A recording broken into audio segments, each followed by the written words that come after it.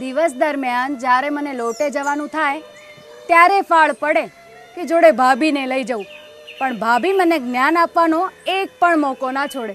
ભાવુ, શરમને પાટે મૂકવી પડે ને તો જ આપણા બૈરાઓની જિંદગી નીકળે.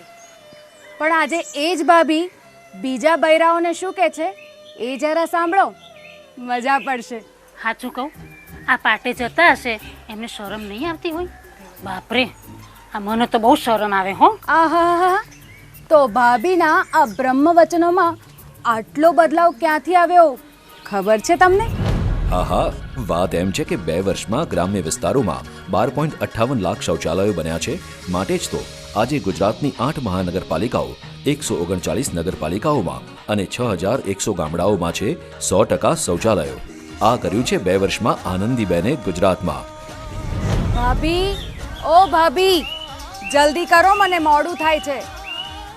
સ્વચ્છ ગુજરાત બનાવ્યા શૌચાલય. સાચવ્યો ગતિશીલ ગુજરાતનો સમય.